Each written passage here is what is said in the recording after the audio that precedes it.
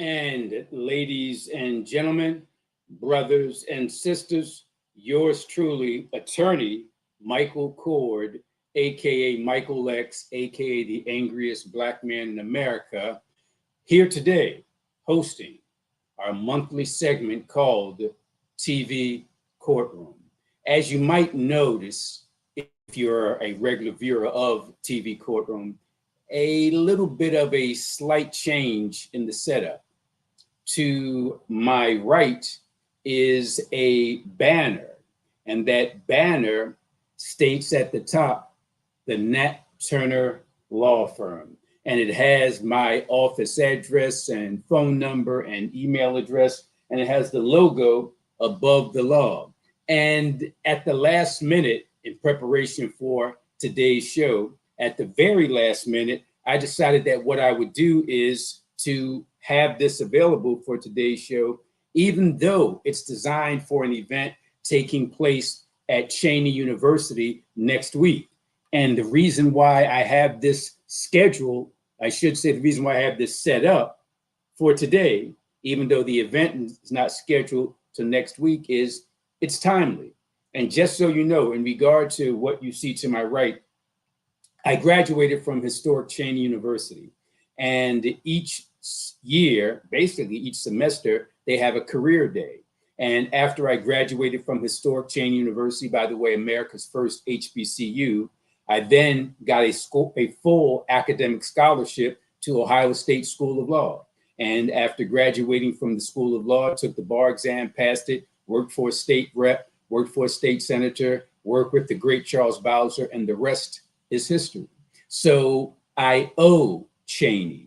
Everything that I am is a result of Cheyney. So I decided that in connection with next week's career day at Cheyney, so I can encourage students who might be interested in going into the law to do so. And I can show them the roadmap I took. And that roadmap began at historic Cheyney University. And as I pointed out, this banner, this logo is really not for TV Courtroom. I should say it really wasn't designed for TV Courtroom, but the ancestors, in particular, Nat Turner, after whom my law firm is named, said, yeah, I know you got it for this Cheyney thing, but you're doing this TV Courtroom show. Display it today. And that's why it's here. And not only is it here because of my ties to Cheyney, but it's also here because of the topics that we're going to be dealing with today. Our first guest in about 5-6 minutes will be LaTrista Webb. And LaTrista Webb is the founder of an organization called the Elevation Project. And I'm going to talk more about it, but trust me when I say it has direct ties to the so-called criminal justice system. I say so-called because the word justice is included. More about that later. But first guest today, LaTrista Webb, founder of the Elevation Project, group tied directly to the so-called criminal justice system.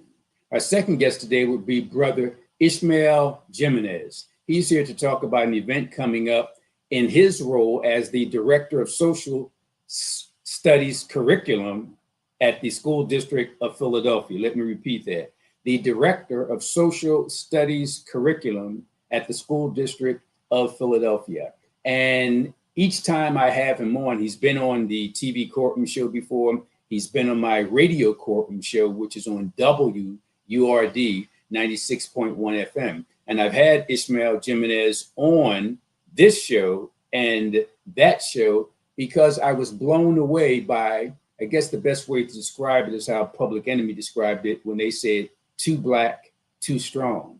And these events, these programs, these studies, these seminars, these sessions, these panel discussions are so black and so strong, I was surprised that it was actually approved officially by the School District of Philadelphia. That's a wonderful thing. And what he's going to be doing, he had one a couple of weeks ago, and I'm honored to say I was the keynote speaker at that event. But coming up, as soon as Saturday, October 21, will be another Africana Studies program, and that's going to focus on the legacy of the Black Panther Party.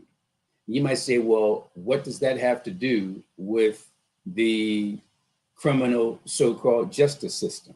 Well, if you know anything about the Black Panther Party, it has everything to do with America's so-called criminal justice system. So we look forward to having our second guest today, Brother Ishmael Jimenez, Director of Social Studies Curriculum, Philadelphia School District. And last but not least, and this directly pertains to the so-called criminal justice system, my final guest today will be Reverend Gregory Holston. He's the Senior Advisor for Policy and Advocacy at the Philadelphia District Attorney's Office.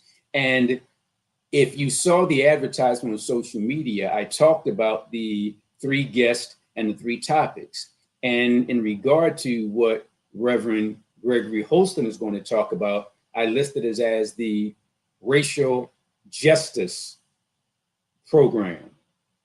Racial justice program. Why? Because he has something, and the DA's office has something that they produced, that they issued, that they made public, called the Racial Injustice Report.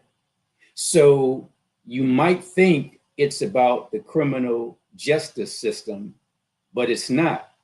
It's more about the criminal injustice system.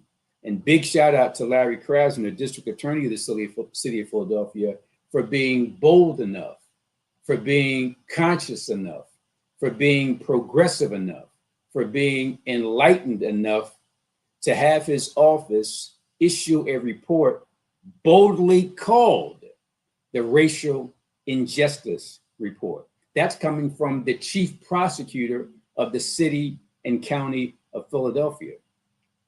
Because of this and things like this is precisely why I refer to Larry Krasner as the blackest white guy I know. I jokingly said one day that he's like a John Brown with the law degree. I'm like a Nat Turner with the law degree.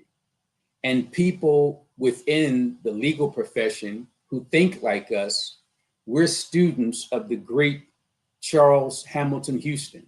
And if you know anything about Charles Hamilton Houston, then you know everything about the civil rights movement here in America.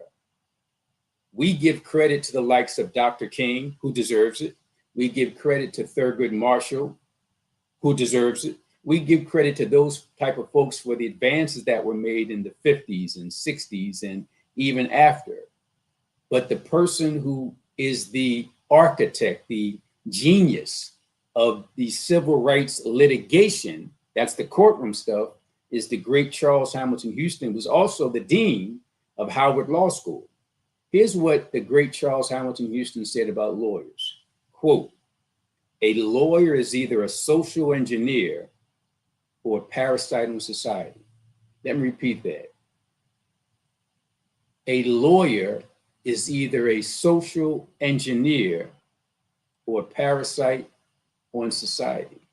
So when you see lawyers like Larry Krasner, lawyers like, if I might humbly say, Michael Cord, who go into the legal profession not to become rich and famous, but go into the legal profession to use the law, to change the law, to end oppression. More specifically, to end white supremacy and classism. In just a couple of minutes, we're going to get to our first guest. Before that, I want to spend a few minutes before we get to our guest. I want to spend a few minutes after we finish with our guest, because I want to talk some politics. And when I talk politics, I don't want anybody else to be blamed for what I say.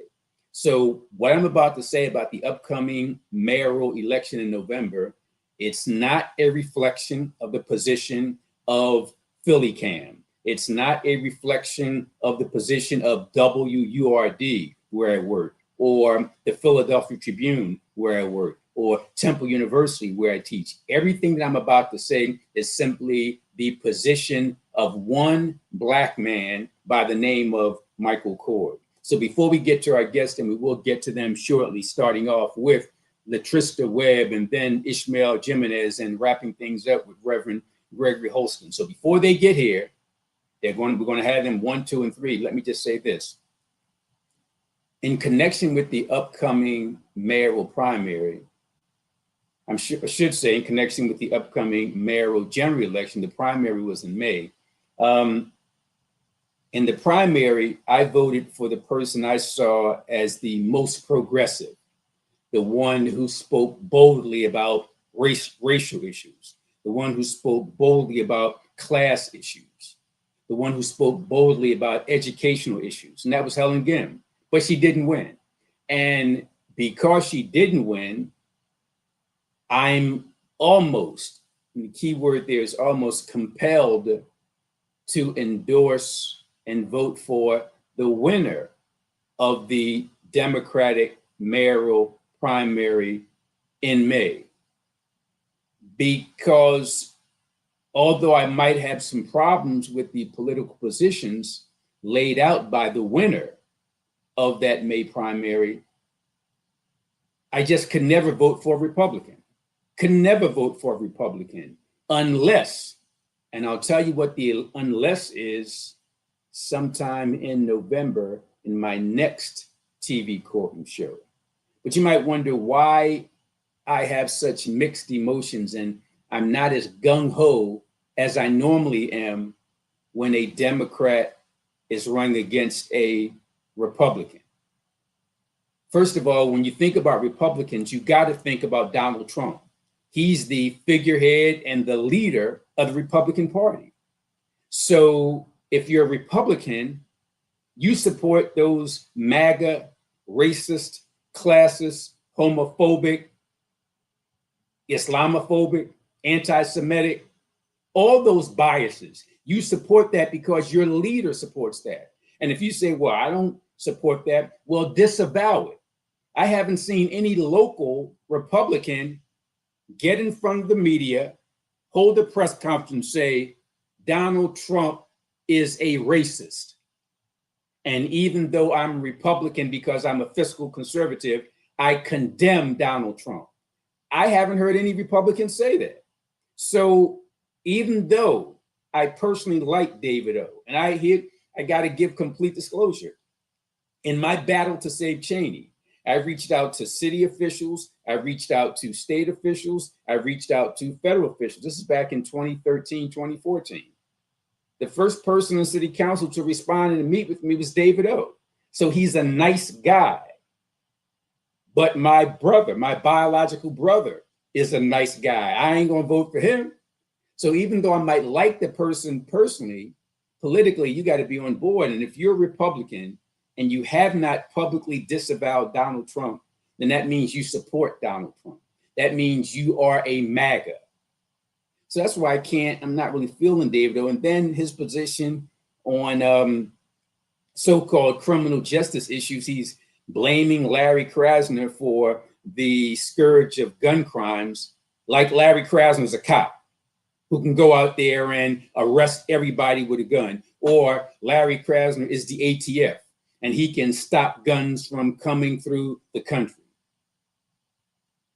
David also talks about bail and how there shouldn't be, the way he describes it, minimal bail for serious crimes. I guess he's talking about high bail, but no disrespect, David, and I like you personally, but you're the same guy who said a black guy stabbed you. And from your standpoint, that black guy should have stayed in jail until the trial came. And then when the trial finally came up in May of 2018, he was acquitted of all charges. So again, David O, I like you, I appreciate you, I respect you, but your position on so-called criminal justice is frightening, not only in that one case, but also because you're Republican. You know what Republicans represent, but you're still a nice guy. And I can't necessarily lump you into the MAGA crowd, but you can't just be not Donald Trump. You can't just be not MAGA. You have to be anti-Donald Trump. You have to be anti-MAGA. You got to hold a press conference and condemn that racism and that classism. Folks, give me 30 seconds because we got to get to our first guest, LaTrista Webb. She's up in about 30 seconds, followed by Ishmael Jimenez, who'll be up at 3:55, and then we'll wrap things up at 4:10 with Reverend Gregory Holston. So, LaTrista, give me 30 seconds just to say this. So I like David O, but because he's a Republican, that frightens me. I'll talk more about it later in the show, and I'll talk more about it in my November TV Courtroom segment when I announce my endorsements. And I want to be clear, they're my endorsements. They're not the endorsements of Philly Cam, not the endorsements of WRD, not the endorsement of Philadelphia Tribune, not the endorsements of Temple University. This is me, Michael Cord, AKA Michael X. So I like David O personally, but that Republican thing is frightening, and his position on certain so-called criminal justice issues just as frightening. That takes me to Sherrell Parker. I wish I could embrace her for a number of reasons. One, she's a Democrat. Two, she's Black. And three, she's a woman. That's the perfect mix for me. I want to grab her and hug her and embrace her and make campaign contributions and all that. Then I'm hearing her talk about stop and frisk, the Philadelphia version of stop and frisk. And I call it the Philadelphia version because Philadelphia was the first city, not just in Pennsylvania, but the first city in America to be prosecuted by the federal government for systemic racism and brutality. Let me repeat that. Philadelphia, not Philadelphia, Mississippi, but Philadelphia, Pennsylvania in 1979 became the first city in the history of the country to be prosecuted for systemic brutality against Black folks. So when I hear Sherrell Parker talk about stop and frisk, that's the stop and frisk I'm thinking about. It's not the Terry versus Ohio type, the 1968 Supreme Court case, which was completely different from what goes on with cops here in Philadelphia. I'm getting hyped. Let me calm down. Give me another 15 seconds to say this. And then I find out that the same labor union that is endorsing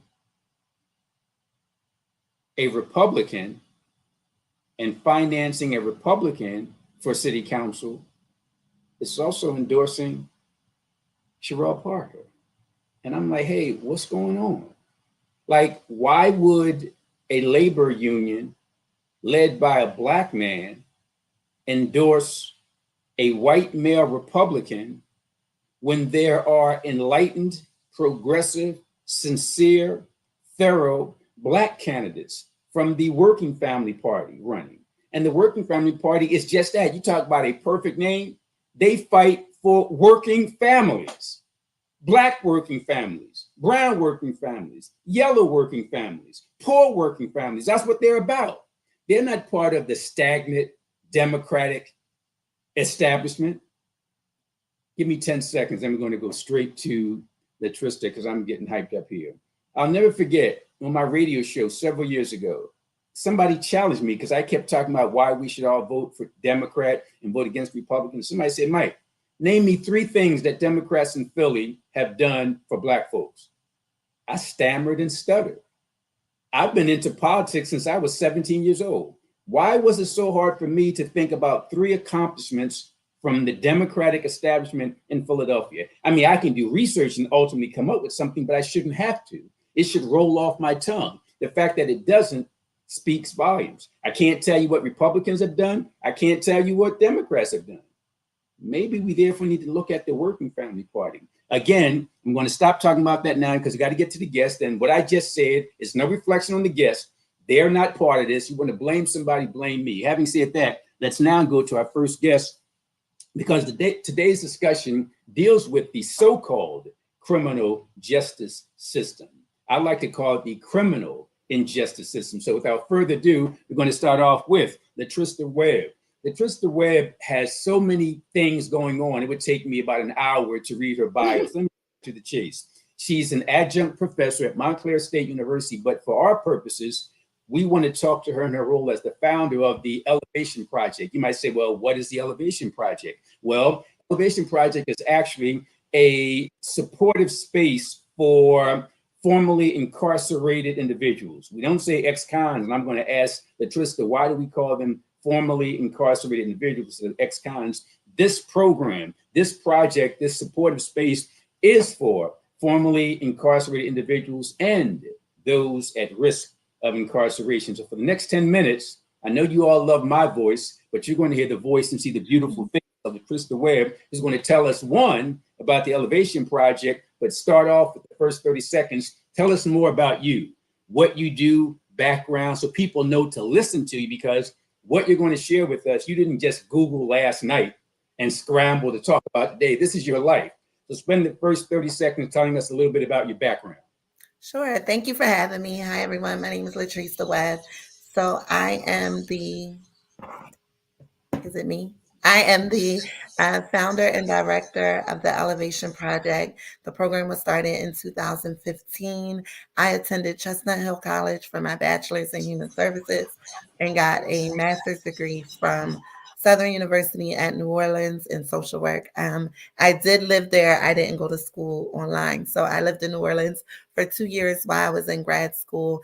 And during that time, but in both undergrad and grad school, I studied mass incarceration, the school to prison pipeline, anything that had to do with incarceration, I studied during that time. And so that is how I got my start in this work. I came back to Philadelphia in 2014, and in 2015, January of 2015, I hosted an event for formerly incarcerated people. It was a job fair and a conference, a one-day conference. And so we hosted the conference at Mount Airy Church of God in Christ. And from there, the Elevation Project was born. Guys, giving you 30 seconds. You did it in 26 seconds. Well done. Having said that, tell us a little bit about the Elevation Project. Before you tell us about the project and the event coming up on October 17, why do you use the phrase formerly incarcerated individuals as opposed to the common term ex-cons? Yeah, so it's all about labeling. So I also try not to use formerly incarcerated. I try to just say people because that's who they are. A lot of times people want to know who I'm working with, so we have to give them a label, I would say. And so um, they were formerly incarcerated. They are not ex anything. So I have done some things, and I wouldn't want you to call me, a ex this, a ex that. And so we don't give them the title of an ex convict or a convict. And so that work was done in Philadelphia by formerly incarcerated and incarcerated people. And so the terminology has changed. Even now, if you receive a call from a state prison in Pennsylvania, when it's saying this is a call from, they do not say an inmate, they say a incarcerated individual, because they're still a person, they just happen to be incarcerated at the time. And the same with people that are home, they're still a person, they just happen to have been incarcerated. And the term returning citizens, we can never figure out what they're returning from, so we try not to use that term as well. But for me, they're just people. Love it. I love it. Those who are listening, you're listening to the voice of LaTrista Webb, founder of the Elevation Project. She's telling us why she uses and why the organization uses the terms it uses. Now she's going to tell us what exactly the Elevation Project is and what exactly is going to take place on October 17th. Sure. So the Elevation Project is a program for formerly incarcerated men, as I already said. We run a small business incubator. We call it a transformative business center model. And what that means is we provide programming where people can come in and take classes to learn how to start and maintain a business. And at the end of the classes, we help them to register their business with the state and then try to connect them to some funding opportunities so they can fund their business. They also have the ability to run their business right in our office. So what separates us from other programs is, one, we are specifically for people who have been impacted by the justice system, and two, that we provide space. So a lot of programs do like an online class, or you can come in and take the class and then you leave, but we also offer the space. And so we're a community program right in West Philadelphia at 63rd and Haverford, and we try to offer community programming as well. So the event that I'm here to talk about that we have upcoming is our judicial forum. It'll be a chance for everyone in the community to come and hear from the candidates, those who are going for a judicial seat, those who are up for retention, and we have some judges that just want to come and meet the community who will also be there. So the event will be hosted by Manny 215. He is a young man that I just recently met, but he is trying to really leave his footprint with people his age and involve them in what's going on with the community. So I thought it was important that we have him hosted, and then it will be moderated by two individuals who are a part of the Elevation Project programming. And so they know all about the courts, and so they will be able to ask the judges questions. Now, you say judges. There are more than approximately 60 judges in the Philadelphia system. Please tell me they all agreed to show up. No, they have not all agreed to show up. So we are still working to get our numbers where we want them to be. And I was trying to pull them up, but I can go off the top of my head. So we have had about 3 candidates who have responded, one more today. So 4 candidates that have responded and said they would attend. And then we had another judge today. So 4 judges that are up for retention who have responded and said that they would like to attend as well. So right now we've had 8 respond, and just the judges who are up for retention and running, there's about 25 of them, and we've only got responses from 8. We received about 3 no's. Everybody else just did not respond to our phone calls or emails. You know, that's disheartening, but it's revealing.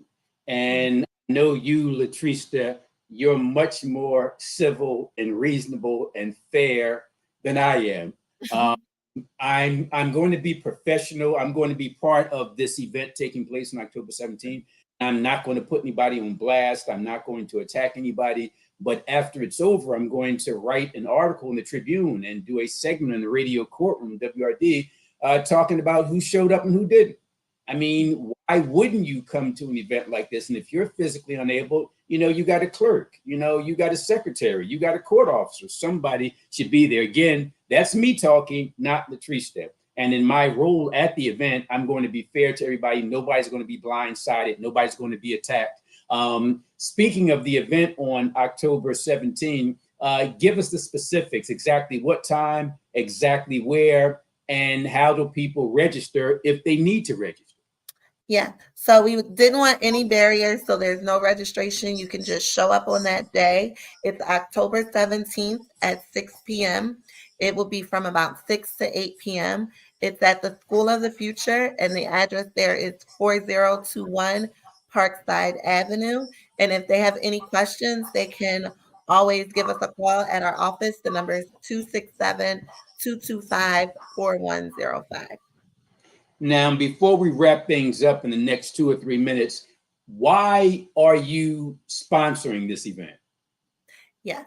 So for me, there was there was an opportunity for a lot of community organizations to become involved in this election cycle. And a lot of people took on the mayoral race, both in the primaries and now that became the focus. But for our organization, what matters, um, I'm going to say more. What matters Mm-hmm. more to the people that we work with are the judges, right? And Mm-hmm. so no one was taking this on. There is an organization that was doing forums around the appellate court, but nobody was taking on our local courts. Mm-hmm. Judges are able to serve terms of 10 years, and then they come up for retention. It's just a yes or no vote. People don't always understand that. And so they just go in and they just say yes. And in Philadelphia, I'm not very familiar with everywhere else, but in Philadelphia, you can sit on the bench forever. So you get on the bench Mm. 30, 35, and then you can sit on the bench until you're ready to retire. And so it was important that, and the reason why you can sit on that bench that long is because our communities don't understand the retention Mm. vote and they're just going in voting yes. And so it was important to me that we be able to bring this to light and have people be able to meet the judges. They make all the decisions. And there are people that will say, well, I won't ever have a contact with the judge, but you can have a civil case, you can have a DHS case. There are so many landlord tenant. You could be the landlord in landlord tenant court. There are so many ways that you can have contact with judges, and so it's important that we be involved in the process. Those of you who are listening and those of you who are watching, you're listening to LaTrista Webb, founder of the Elevation Project. And I'm so glad you broke down what you did, LaTrista, about retention, because many people don't understand what that means. People need to know that, to the extent that you mentioned local judges, we're talking about municipal court judges, and we're talking about common pleas court judges. Municipal court judges serve terms of 6 years and then seek retention for another 6 years, so on and so forth. Common pleas court judges, they get elected there for 10 years, and then they seek retention for another 10 years. And we talk about judges, we're talking about elected officials who have more power over your life than the mayor, than the governor, than the president of the United States. Why? Because unlike the mayor, the governor, the president, these judges, they can take away your property by imposing a fine. They can take away your liberty by throwing you in jail. They can take away your children through a custody order, and they can take away your life through the death penalty. You need to know who these people are. You need to know what retentions are. We're going to wrap this thing up before we get to our next guest. But since this is the TV courtroom, as in many courtroom procedures, certainly trials, there's a closing argument. And we're going to provide a closing argument for LaTrista Webb. So for the next 60 seconds, 120 seconds, 1 minute, 2 minutes, the microphone and the camera are yours, LaTrista. We want you to repeat, explain, highlight anything you want to that you haven't gotten a chance to. We want you to repeat certainly the date, time, and location, and most important, contact information. So the microphone, the camera are yours. Yes. So the event, again, it's Judge the Judges. It is sponsored by Every Voice, Every Vote. Word Radio will be broadcasting live with Michael Cord. We have our Dallas House Community Solutions, CDC, Episcopal Community Services are all our partners in this. The event is happening October 17th at 6 p.m. at School of the Future. That's 4021 Parkside Avenue.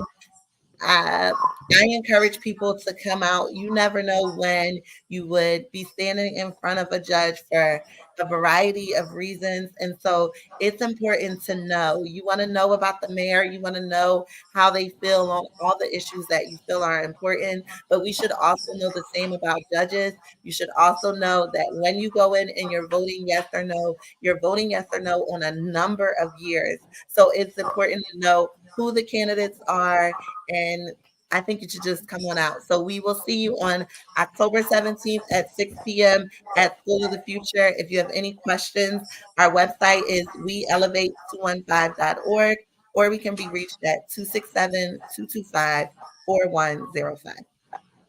I got to tell you, really appreciate you for providing the information you provided, and we really appreciate the fact that you're so sincere and dedicated in what you do. By the way, you don't know this, LaTrista, but you're going to be back on my radio courtroom show tomorrow, again, announcing this information because it's that important. LaTrista Webb, founder, the Elevation Project. Please join her, me, and I hope hundreds of others on Tuesday, October 17, 6 p.m., School of the Future, 4021. That's 4021 Parkside Avenue. LaTrista, thank you very much. Thank you. All right. And without further ado, and to keep the flow going, next up, in regard to the three guests we have today, is Brother Ishmael Jimenez. And even though we're dealing with the whole so-called criminal injustice system, I wanted to have him on because I want the time to come when my job, my mission is no longer necessary. I'm hoping that people like Brother Ishmael Jimenez can catch young Black males and others on the front end in the schools to get their minds right, to go on and be productive citizens, instead of me getting them on the back end and having to represent them. Ishmael Jimenez is Director of Social Studies Curriculum of the School District of Philadelphia. I was honored to be a part of a program he had a few weeks ago. It's all part of Africana Studies, and I wanted him to talk briefly today for 3, 4, 5 minutes about the upcoming event taking place on Saturday, October 21, because, as Public Enemy would say, it's too black and too strong. He's somehow tying in the Black Panther Party into Africana studies in the classroom. Without further ado, my good friend and yours, Brother Ishmael Jimenez. How are you today? Doing well, Michael. Thank you always for uplifting this work and allowing me to kind of speak on it. And thank you for doing the work that you do. I'm going to just turn it over to you. You know, you're a radio and TV veteran, at least on my shows, because I've had you on like a co-host for the last month or so. Spend 30 seconds talking a little bit about your background, because again, when I have guests, I want people to know that these guests didn't Google some stuff last night and cram, that they live this stuff. They are expert in the field. So 30 seconds about yourself, and then what exactly is taking place on October 21. All right. Well, my name's Ishmael Jimenez. I actually was a classroom teacher in the school district of Philadelphia for over a decade. In Philadelphia, we have a graduation requirement for African-American history. That's one of the reasons why I wanted to teach in Philly. And also I was blessed enough to only really teach that for over that decade. Since then, I left the classroom. I am in district administration, kind of making decisions around social studies curriculum and giving guidance around it. But I also have a side hustle at the University of Pennsylvania where I adjunct in the Urban Teacher Apprentices program, which is in the graduate school. And I formerly used to adjunct at LaSalle University and Villanova University, a little bit on the side also. I've co-founded organizations like Philadelphia Black History Collaborative, the Melanated Educators Collective, and Racial Justice Committee, just using a bunch of experiments to see like what idea hits right. But all of it's rooted in education. So those are some of the things I've been involved in, and just where I am at today is a reflection of all that work, and also kind of the purposefulness of recognizing that education is a vehicle to really like liberate people's minds. So. And you know, that's a perfect segue into what I want to talk to you about, because my focus today is primarily the so-called criminal justice system, better stated, the criminal injustice system. So what does your Africana Studies program taking place on October 21 tied to the Black Panther Party? What does that have to do with the criminal injustice system and education? Well, it's at the intersection. One of the first things that the Black Panthers demanded was the Black Panther Party for self-defense, and that was the idea of self-defense against police aggression, which had an upspike following the Great Migration in cities like Oakland and Philly, and you know what I mean, all the places out of the South that folks went to, you actually see an upsurge. So the Black Panther Party was really made out of that, you know what I mean? So when we go for October 21st, this month coming up, in October, it actually is 57 years since the Black Panther Party was founded in 1966 in Oakland.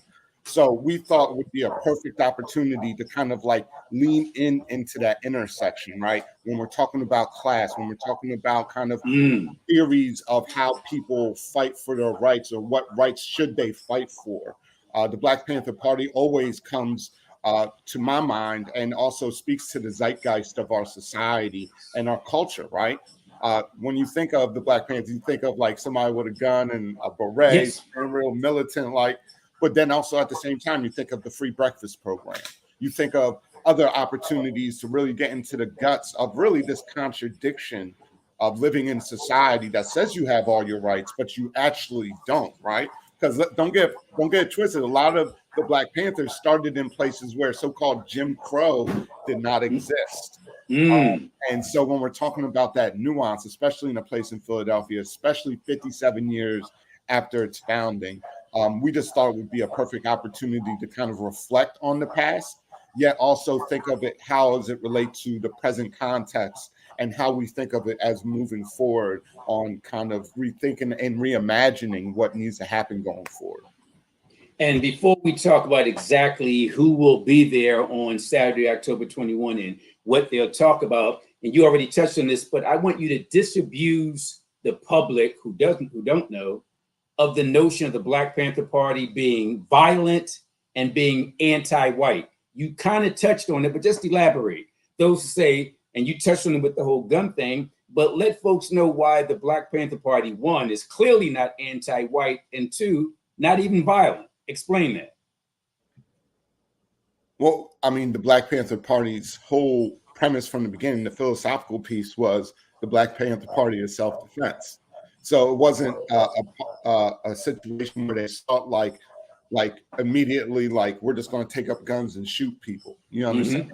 It was a much more nuanced and also part of the intellectual genealogy of Black self-defense against violence that existed in the South. Right? We sometimes we like to just romanticize and think, yes, it was against guns in the South. Yes. It's actually not true. Yes. So, and folks ought to read Negroes with Guns, but go ahead. No, and the thing that's crazy is, like, this comes out the South. You know, this ain't no. That's a great point. And when we talk about them being anti-white, I mean, they went out their way all the time to be like, we are not anti-white. We are seeking political power based in our community that we have been historically and currently relegated to the side, to marginalize, not having the same access to. So they're recognizing that group dynamic that existed, right, for the majority, unfortunately, of folks. They wanted to advocate for that. So it was not an anti-white thing. It was just like a pro-Black thing that anytime in society, even if you mention that a little bit, it's like, well, you're being racist against white people. It's like, no, we're not being racist against white people. We're just elevating the fact that historically people who consider themselves white didn't think it as important to deal with or to address or to speak to. Those of you who are listening, those of you who are watching, you're listening and watching Brother Ishmael Jimenez, Director of Social Studies Curriculum at the School District of Philadelphia, also an adjunct professor at some Ivy League schools and other schools. He's sponsoring and organizing an event taking place on Saturday, October 21, the Africana Studies, Legacy of the Black Panther Party. So in our final 3, 4, 5 minutes, Ishmael, what exactly should people expect at this upcoming program, and how do they sign up? How do they register? Well, what people can expect definitely is a wonderful shared learning experience in community, not just with educators and from Philadelphia, but educators across the country, outside of the city, folks who are retired, community members, parents, hoping to get more students, right? So definitely a space where it's like you should expect to fill in community with folks in that situation, even if you don't have the same conclusion as everybody on that page, which I think is super important, right? We're not preaching to the choir here. Also, on top of that, specifically for the 21st of October, we will be focusing on the Black Panther Party because of its 57th year kind of anniversary since its founding in October 1966. But it's going to start off with a conversation with Hamid Khalid and Khalid Ramini, who are going to be speaking on kind of their own experience organizing as Black Panthers in the late 60s, early 70s in Philadelphia. And that's going to be more of a panel opening conversation. We are in the process of trying to secure someone else who was from that time period, but we wanted folks to get an opportunity to hear from really the horse's mouth, quote unquote, kind of what was going on, like what motivated these brothers at a young age to really dedicate their lives to what the Black Panther Party was talking about, and what did that day-to-day work look like? What did the contradictions happen? You know, we wanted folks to really see that, and especially that Hamid, especially Khalid, is from Philadelphia and can speak on it immensely, right? After that, folks will have a choice of 3 different sessions. One session is going to be facilitated by elementary school teacher Tia James, who is going to be doing a session on the free breakfast program, but it's like too hungry to strive. And it's kind of this idea that how the free breakfast program revolutionized breakfast and how that really changed the dynamic when we're talking about education in schools. The two other sessions, one is going to be facilitated by Dr. Asif Wilson out of the University of Illinois. And he's just going to be looking at the Black Panthers in the past, present, and future, and kind of those lessons that we can learn and how those lessons can be used in our present context to lead us to the world we want to see. And the final session that folks have access to is Akil Parker. That brother, all this math, he's going to be doing the hystematics of the Black Panther Party. And if you know who Akil Parker is, he is a math tutor, a math educator, a math professor. And this brother uses math to teach history and history to teach math. So he's going to be looking at specifically the Black Panther Party. And to wrap us all up, we're going to wrap it up with Chairman Fred Hampton Jr.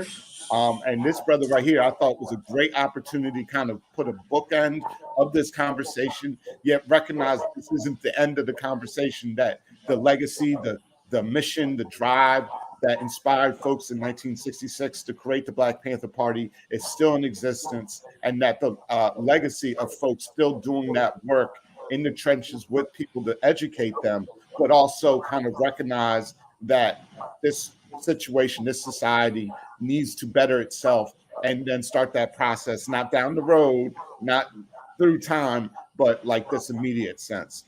So I think that the program on the 21st, it's a great opportunity to kind of think of it in its past, think of it academically, but also in the sense of how it's taught in the classroom, and then wrap up with someone who really represents the legacy of the Black Panther Party, and that's Fred Hampton Jr. Very well said. Again, those who are tuning in, you're listening to and watching Brother Ishmael Jimenez, Director of Social Studies Curriculum of the School District of Philadelphia, talking about the event taking place on Saturday, October 21 from 10 a.m. to 1 p.m. Africana Studies, Legacy, the Black Panther Party. Ishmael, in our final 30 seconds, a big shout out to our producer, Roland, who put up the flyer so folks can see the information. But our final 30 seconds, Ishmael, how do people register? How do they sign up? How do they attend? So this is a free event, so no charge for folks to attend. It is virtual, so you can see it from the comfort of your own home or at your cousin's house, or hit up your cousin in Florida and tell them to register. But the best way to register is through the bit.ly, and that's bit.ly/A, capital S, capital L, capital W, 13. Again, that's bit.ly, capital A, capital S, capital L, capital W, 13. And that will take you to a Google form where it just asks some simple information for you to register and what session that you're interested in. If you want to get more further information, or if you have any further questions, you can also email me at ishx12@gmail.com. That's ishx12@gmail.com. And you can email me if you want like more explanation, if you're curious about any of the programming. The second one, we will have 7 all this school year. So I'm super excited. And Michael definitely set his on fire last time for our first one on September 23rd. I got to thank you for giving me that shout out, but more important, thank you for the great work you're doing. And I hope you can be a guest on my show, Radio Courtroom, tomorrow. Brother Ishmael Jimenez, thank you very, very much, and have a wonderful weekend. Ladies and gentlemen, brothers and sisters, we're going to wrap things up with my good friend, Reverend Gregory Holston. He's the Senior Advisor for Policy and Advocacy at the Philadelphia District Attorney's Office. And I could spend an hour talking about his great work, but we don't have an hour. All I need to say that he's a justice-seeking faith leader trying to do the right thing. And he's on today called the Racial Injustice Report. And also to talk about an event taking place on Tuesday, October 12. He'll provide more information than I can. Without further ado, my good friend, Reverend Gregory Holston. Reverend Holston, how are you today? I'm well, thank you. And thanks for allowing us to be on the program today. And as always, every guest you bring on brings more information, more knowledge. It is really appreciated.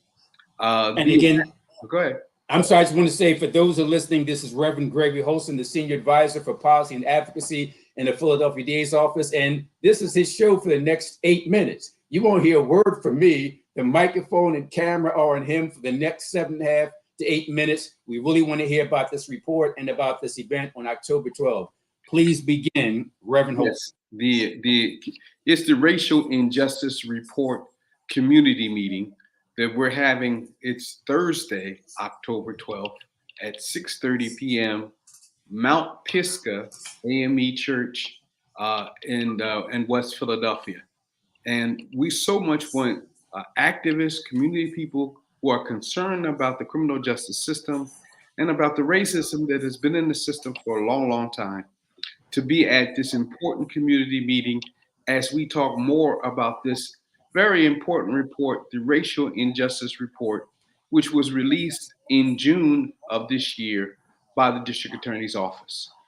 There has really not been a report quite like this, certainly in the history of Philadelphia, and maybe very rarely in the history of the country, where entity within the criminal injustice system, the District Attorney's Office, does a study of the entire criminal justice system from the police all the way through the courts, looking at every stage in which cases are handled and making and gathering the data to determine what many of us already know, that the system has an incredible amount of racial disparity when it comes to African American people being involved in the system. I remember the joke from the 1970s that Richard Pryor said that he went to the courts looking for justice, and that's exactly what he found, us. And that was like 50 years ago that joke was told. And at that time and nationwide, we were talking about 200,000 people within the criminal justice system. Now we're over 2 million, and the disparities he talked about then have been exacerbated now. So we have not fully, and all of the work that we've done, really gotten to the core issues around our justice system. And this report just puts a highlight on with real numbers and real data, so that for those who ever doubted that the system has perpetuated a continual issue of justice when it comes to African American people, that you would see the numbers for yourself and know it to be true. And not only that does this report do, because it would not be enough if it just did that. But it says we also put that in the context of the history of African American people in this nation and the history of African American people here in the Philadelphia area. We talk and share about the police department and its issues over the years.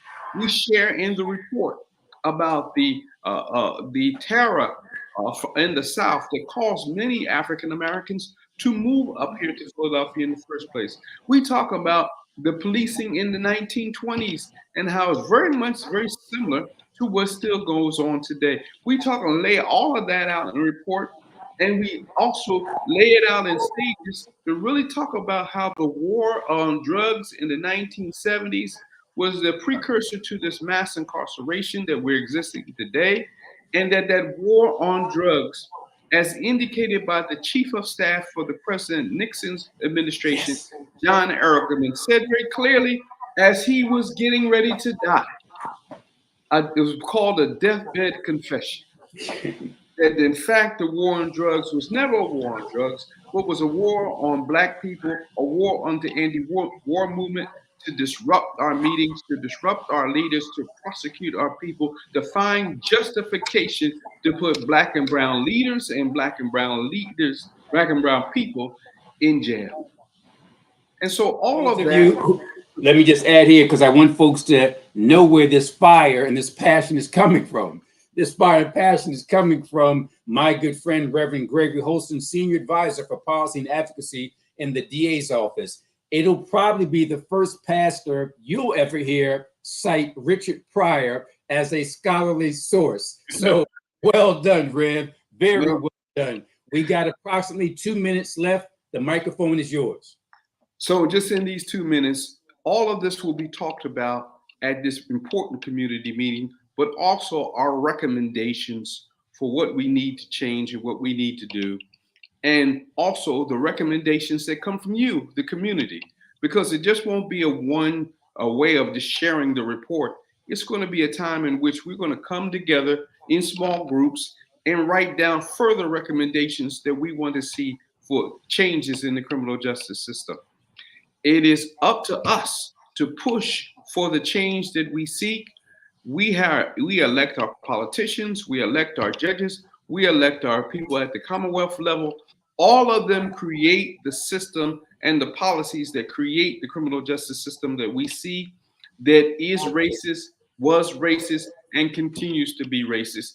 And if we want to make that change, we got to begin to come together. And this will be the first of our many community meetings to solicit ideas and thoughts from you. Again, Thursday, October 12th, 6:30 p.m. in West Philadelphia, Mount Pisgah AME Church, 428 North 41st Street in Philadelphia, where my good friend and justice leader, Reverend Jay Broadnax, is the pastor. Come out and be with us this day. So, and particularly if you care deeply about this issue, or you have people in your families that are tied up in this racial injustice issue, you will learn something to be able to help them, and you will learn something to be able to help all of us.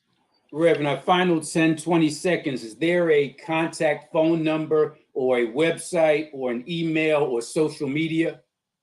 You can contact me, my email, gregory.holston@phila.gov. That's gregory.holston@phila.gov. You can contact me there. And coming up soon, there will be a Facebook post on the event, so you'll be able to see it on Facebook as well. But connect with us. If you care about these issues, come on out and be with us. Let's begin to solve these things together as a community. I got to tell you, Rev, you're in such a role. I got to give you a final 25 to 30 seconds to do what we call the elevator pitch. Let's say you got 30 seconds on the elevator with somebody and you need to convince them as to why they'll show up. What would you say in those 20, 30 seconds? The criminal justice system touches everybody's life, every family member, every cousin, niece, nephew that's in trouble, that's gone through something. It touches all of us. And if you can come and learn something that can be able to help your family, help your children, and help your community, this event is something that you can come to and you will learn that. And together we will work to make the changes in the system. Well said, Reverend Gregory Holston, but even better, well done. Thank you very much for the time. I'm hoping you're available tomorrow to be on my radio show so we can talk a little more about this. But thank you for sharing the information. Folks, we've run out of time. Next time I'm on will be Friday, November 3rd. I'll give you my endorsements for the November 7th election and tell you why criminal justice should be at the forefront of who you vote for and who you vote against. Having said that, let me end this show like I end every show. It goes like this. Think Black. I'm out.